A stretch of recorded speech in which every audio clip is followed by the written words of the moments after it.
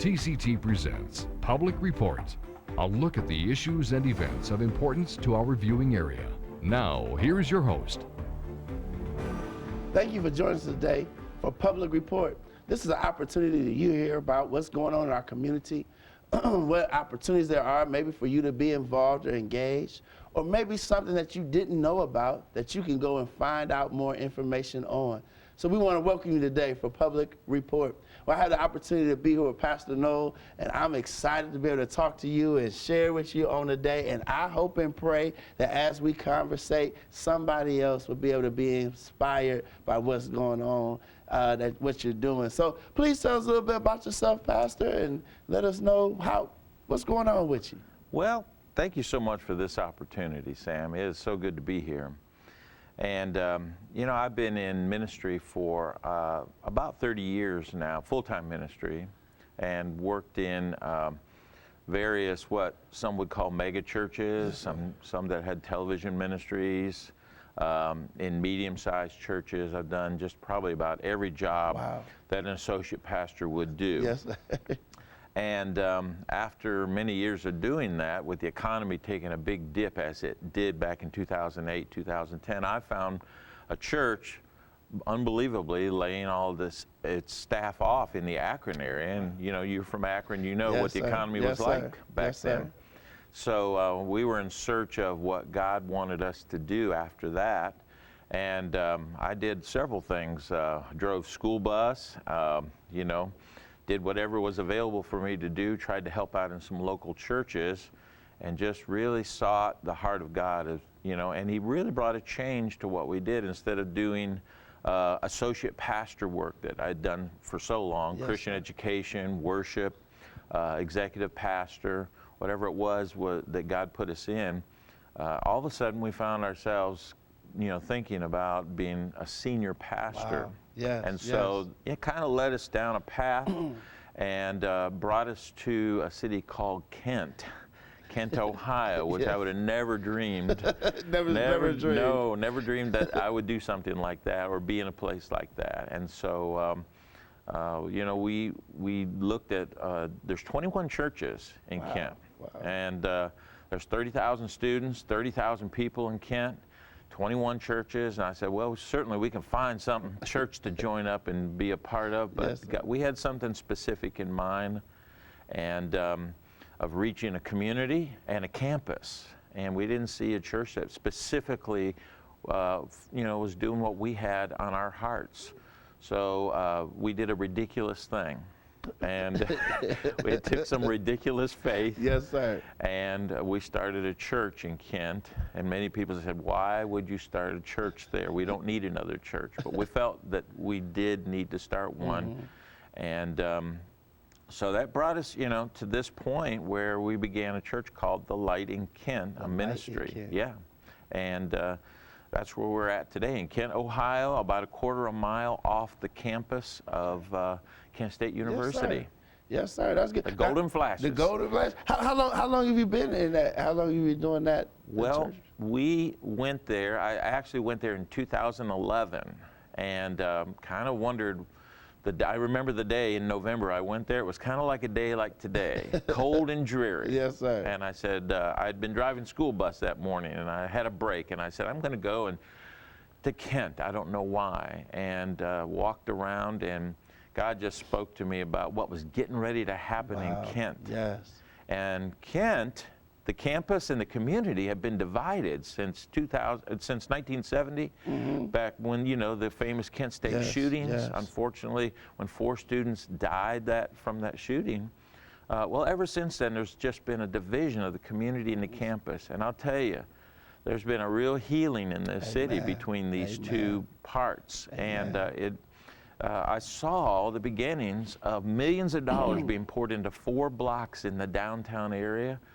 And I said, wow, this is getting ready to happen here. This is going to change everything in Kent. Right. Yes, and sir. it literally has physically connected through the Esplanade, they call it. It's a walkway that goes straight through the campus right to downtown Kent. Yes. It's marvelous. And if you haven't been to Kent lately, let me be an ambassador right now and say you it's need beautiful. to be there. It's beautiful. I mean, the remodeling, Yes. the establishment of downtown and that connection to the campus, it is definitely beautiful. It's a destination. It really is. Nice, it's a nice place to come. So then tell us, how is your ministry, like tell us about your community, your ministry to the community, and what's unique about it?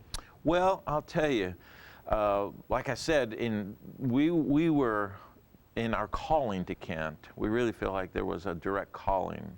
What got my attention was in a book I read that 80% of evangelical Christian college students, and you probably know this statistic, that go to a secular college, that at the end of the 4 years, many of them are not exercising their faith anymore. They're not active in their faith. Yes. And that really bothered me. And I thought, we have 30,000 students from all over the world at Kent State University's main campus. By the way, it's the second largest campus. Did you know that? In Ohio, next to Ohio State. Wow, I did not know that. Yes, Cincinnati is, taking third place now. Wow, I did not know. I would never expect Kent to be there. Wow, that's good. Wow. And it's an amazing place. Yes. And so, I said, if there's Christian students, and there's a lot of organizations that are Christian organizations. I'm a part of what's called the Campus Religious Leaders Association. Yes. And there's many different faiths represented there, and there's a lot of Christian organizations. And our goal is to encourage students in their faith, okay, whatever it might be, of course. But of course, we're interested in keeping people in the Christian faith, and following Jesus. Yes, sir. And that's what we're there. We felt like, number one, is there a church that is specifically designed to engage college students, give them a place to minister in the church, and give them a place to minister outside the church, to serve that community and get it connected with the city of Kent. And there's just so much opportunity. So that's why it's unique, is we became an outreach to the campus and also to the community. You go into Kent with all these nice new buildings, and you think to yourself, what kind of need is there in this town? There is a lot of need. There's a lot of seniors, there's homeless, there's people that are in the different apartment complexes, Sam, that are in great need in so many ways. And we found that out. We started serving at meals at Kent Social Services, the very first thing we ever did.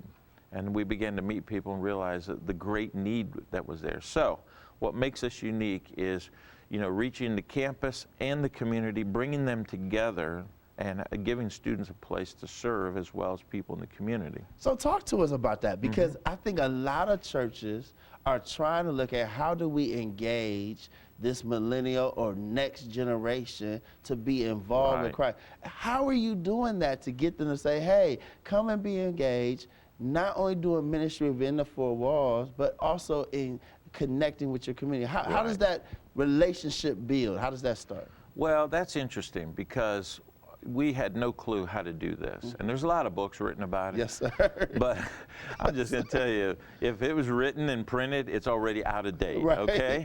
It just changes so fast. So we just decided to just do our best, to go out there and meet people. And we found ways to meet students. We found ways to meet people in the community.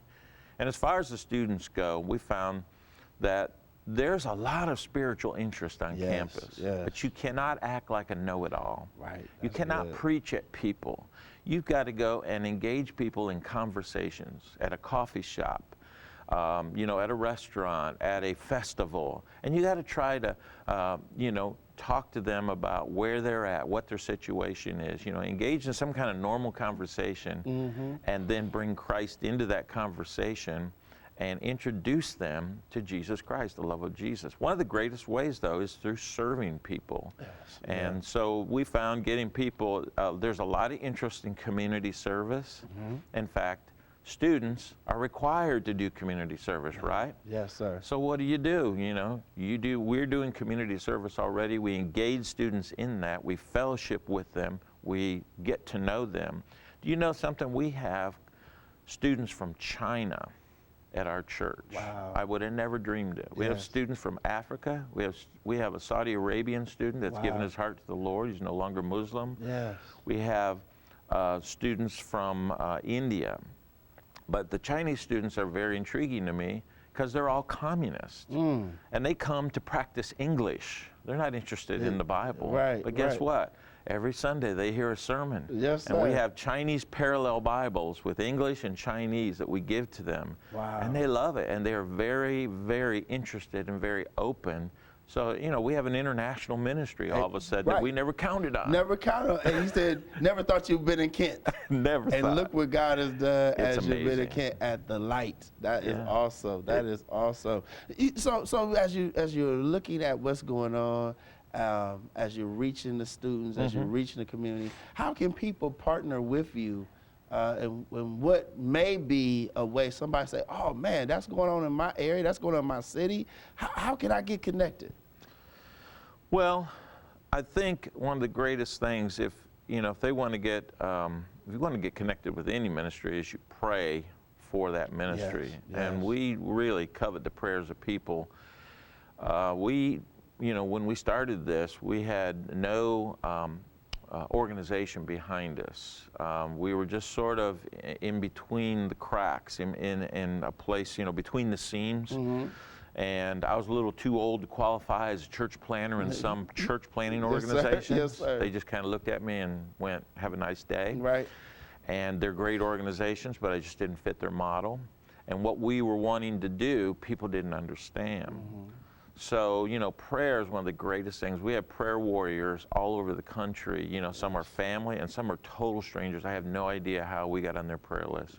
But I know it makes a difference. Amen. Because we went in with zero money, zero backing, just a call from God to do this. And I will just tell you, we have just seen miracle after miracle that has met the needs of this church like you wouldn't believe. Can I tell you a quick story? Go ahead. Yes, sir. This is just to give you an example. Yes, sir. We did not want to have a building because I didn't want the financial stress of paying rent Right. or utilities. So we rented a community building, and one day we were doing a prayer walk. And we would circle the city before we ever started the church. We would just circle that city and walk on Tuesdays. And we would go walking, just, our whole church, me and my wife, Right. a two-member congregation. Right. Yes, And we sir. would walk around that city and pray. And one night we saw a sign that said for rent. And my wife said, let's check it out. Well, I called and it was way too much money. It was twice what we could it was actually 100% of what we couldn't afford. Yes, when you yes. don't have a congregation. Yes, sir. And the landlord cut it in half for us, cut the rent in half. And we said, wow, and I said, well, that's great, but we still don't have that much money. We still don't have that kind of money. And the next day, a check arrived from an unexpected source for that exact amount of money. Now, I've heard of this. Yes, sir. And Yes, I sir. always thought, that's a great story, but it never happens to me. But I found out something. If you depend on God, Yes. if you got nothing else but God, He will come through for you. If you don't Amen. need Him, then Amen. what do you need Him Amen. to come through? But when you got nothing but Him, and we had nothing but Him, that was amazing to me because before I knew the amount, He knew the amount and had already sent it. Sent the check. Yeah, it was like Joseph, he's in the Yes, pit. Well, that yes. caravan that picked him up, it had to have left a long time before he got in that pit. Yes. And that's the way I felt. And then God just continued to do that over the last 4 years. Every need has just been met in incredible ways. And, we've been able to just help a lot of people in this community because of that. We've been able to do things small church should never be able to do, Amen. As you trust and depend on God, Absolutely. the light is being the light It is. in Kent. That's great. So how would you describe your ministry? If somebody say, like, so what does the light do? What is it about? How do you? It is the most fun thing I've ever done in my life, okay? Because we can change, we're lean, there's right now, the way it works is there's no paid staff. We're all Yes, sir. bivocational. I took my lunch hour to come over here, okay? So I hope my boss is watching, Right, to right, realize what I'm doing. Right. But you know what? We do that for a reason, so that 100% of what comes into that church goes to ministry. all right? And for now, that's the way it's working. That's the way it's got to work until, you know, it becomes impossible to do it any other way. And, you know, I think one of the things is the biggest challenge, you know, is that we're bivocational. But yet, it's amazing how God takes the time that we do have and He expands it beyond our belief. We do things like festivals. Kent is probably known for its festivals. Yes, There's yes. constant things where they close down the city of Kent. Yes. One of the things is the Heritage Festival, and Lori Wemhoff, who's the president of the Chamber of Commerce, and Mayor Jerry Fiala, they put on the most incredible festival. 20,000, 30,000 people show up every year. Guess where we're at? We're in the middle of it. Right in the thick of it. And we're handing out bottles of water on one of the hottest days of the year, and we're just meeting people. Sometimes we get to pray with people. We're just saying, in the love of Christ, here, have a bottle of water. You know, that's scriptural. You know, cups of cold water Yes, given sir. in my name. Yes, sir. And so we just go out to kind of meet people and serve the community in that way. Discover Downtown, it's in August. 4,000 approximately new students come into the campus every year. That's amazing, 4,000. Yes. And they bring them downtown. And so we're down there with the businesses, and we're giving away a free backpack, or we're giving away a Frisbee or something, just so we can meet students and say, hey, here's a place where you can come worship. You can serve at this. Don't come to be served, but come to serve. That's the difference in our church. We even do something that's so family friendly, it's incredible. It's called the Festival of Lights. And we dress up in Dickens costumes. I just happen to have about 50 Dickens costumes. I used to direct musicals, you know. Okay, yes, sir. And so I got all these costumes, and we go and we dress up and we sing for 30 minutes. The Chamber of Commerce has us sing down there Christmas carols until Santa Claus comes on a train. Right. So we Yes, sing, sir. Here Comes Santa Claus. But here's the thing, we travel around then the rest of the night. We sing at different businesses, just like the old-fashioned carolers would do. Yes. And we get to meet and talk to people and introduce them. You know what, we do all this so that we can touch people's lives. You know, until you do something for people, it's amazing. They will not listen to you. But when you reach out to them, it's amazing. You win their respect, you win their, you know, their audience. You know, they become your audience all of a sudden when you make the first step. So, And that's so true. As I reach out to touch you, then now you're open to hear what we have to say. Exactly. And it sounds like, as you said, the light is fun. it is. That is the word. It is fun, and I'm having the most fun I've ever had in ministry in my life. And I've done a lot of stuff. That's good. But I'm telling you, it is a delight to be a part of this ministry. And I just thank God for it, because I never dreamed, you know. I never dreamed. I thought I'd be one of these old pastors and retiring when I'm about this age, getting close to retire. Yes. And we're just getting it kicked into gear now. So I have no idea what the... So what's going to be next? What's going on? Don't have an idea. And I was just about to ask this now, because as you look and as you're trying to, you know, they tell us to be vision casting and like trying to view, where do you kind of see the ministry going, or what's your thoughts? Well, one of the things we want to do is establish some Christ-centered recovery groups, because that is a big need in our community. It's taken us this long, Sam, to understand the community and what the needs are. You can't just drop in and know what it is. Right, yes. And we realize we work with people, and it's so frustrating because, you know, you try to help them and you try to help them, and it just seems like, you know Perry Clark, and I've talked to him many times about helping people, and we're trying to partner with him now in sending people his way to help them get out of those cycles of addiction and cycles of trouble that they just continually live in. And it's got to be frustrating for people. And so we're trying to point them, you know, we've been through training already with One Hope Ministries, and they've helped us to get trained in Christ-centered recovery. And so we want to offer that, you know, not just at our church, but we want to have places at the library and places on campus and wherever God directs us. You know, we don't want it. It's not always, you know. Here's the thing. I wanted to have a church that seated 100. That's what the church planning Bible told me to do. You know, And all God sent me was that building, you know, that I was telling you about? Yes, sir. It seated maybe 30 people, and then you couldn't turn around, and the bathrooms were in the sanctuary. It was a terrible situation. Yes, sir. Okay? Yes, But I'm sir. telling you what it forced us to do? We could never bring people in for ministry. We always had to go out to Yes, minister. yeah. We did sidewalk Sunday school meetings in the apartment complexes, the Section 8 apartment complexes. We went out and we went to the biggest one, and we went to one of the smallest one, and we did those in the gap between when school is out and when the summer food program begins. Yes. There was a week gap, we found out. So we went in and did a week kids program. We fed the kids, then we did a 1-hour program with them based on superheroes or Adam Raccoon or whatever. But we did, you know, we did this 1-hour program, fun, games, and a Bible teaching, okay? Kids loved it. We had a great time. We built bridges with the community that way. We got to know the apartment managers. We got to know people in the community and touch kids' lives with the love of Jesus Christ. Amen. So, you know, we have learned this. We cannot, and we don't have the resources to do a lot of stuff, but Yes. there's some agencies Yes. that are already out there, and they are professional. They have the proper education and training and degrees, and they're not Christ-centered agencies, but they're good people. Good people, yes.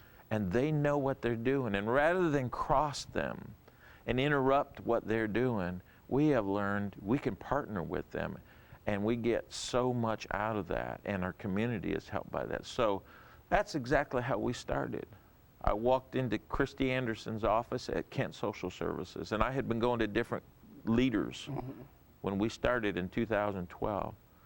And I would go, hey, I'm Larry Noel, you know, I'm pastor of this new church in Kent here. It's called The Light in Kent. You know, what could we do to help you? And nobody could really tell me. It was a strange thing. When They Right. thought I was there to get help. Right, right. I was there to offer help. Offer help. Find out what this ministry needs to look like in Kent. And one lady, Christy Anderson, said, yeah, you could drive a truck and go to the food bank and pick up food. I said, I got a CDL, I could do that. And I did that, and then I said, what else could we do? And she said, you want to help on Sundays? We feed people Monday through Friday, but we don't feed them on Saturday and Sunday. Could you help serve a meal? I said, just on one Sunday a month?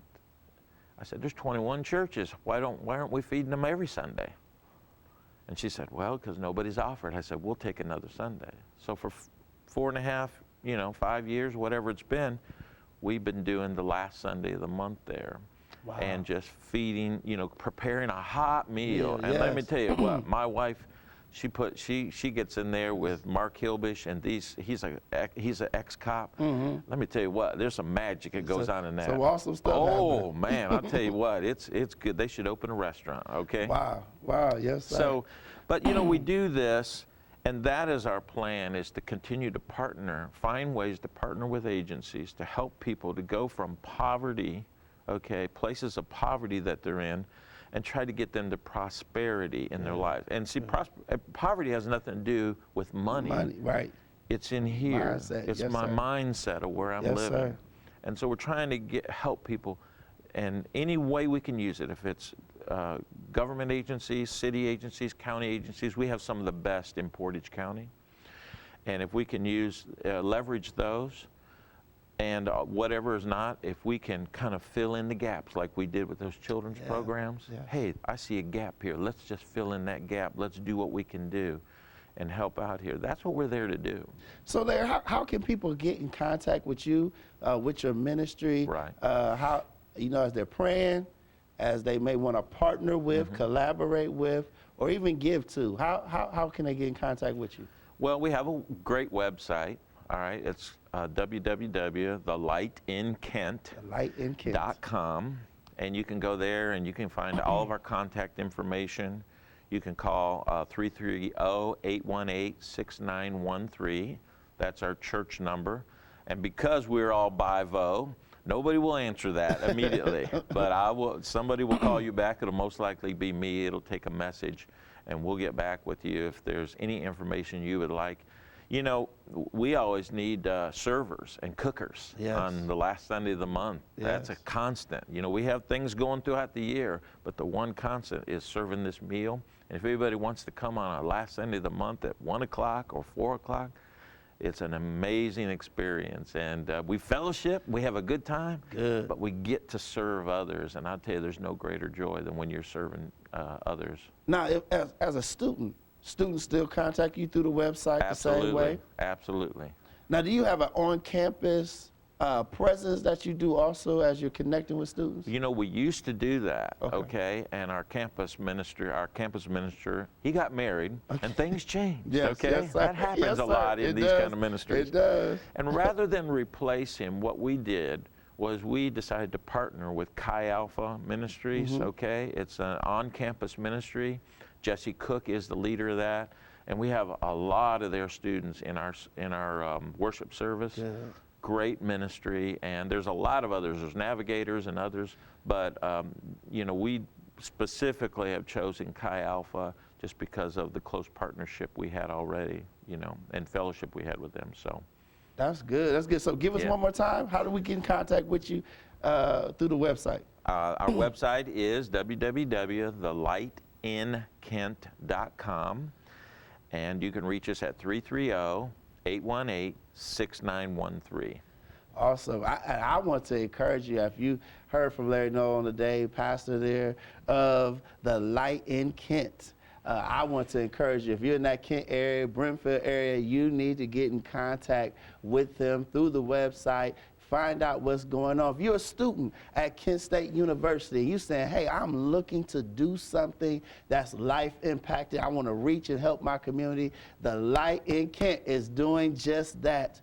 Not only meeting inside of four walls, but really engaging their community with the love of God and service. And then I love, Larry, how y'all doing the collaborations with other people. And so if you're a business, if you're a person that says, hey, I'm a cook, I like to help serve, this is a ministry that's saying, hey, let's collaborate to reach people so we can help our community. And I really want to encourage you to get involved with the Light there in Kent, get connected with Larry Noel and his staff there, and really start to say, hey, let me do something to help my area, my city that I love and care about be better. And even as a college student, you can grow and be a part of that ministry, and I think it's going to be a great thing for you. I always want to encourage you, stay connected to Public Report. Great things are happening. We're showing and meeting new people within our community because there's wonderful things going on in our community, and you can help be involved. Maybe you have something that you would like to share. Get connected with Public Report. Stay connected here at TCT, and I'm believing that God's going to bless you as you keep learning and growing in what God is doing here in our community. God bless. This has been Public Report. Public Report discusses the issues of interest and importance to our viewing area. Please remember that the views expressed by our guests are their own and do not necessarily represent the views of TCT or the station.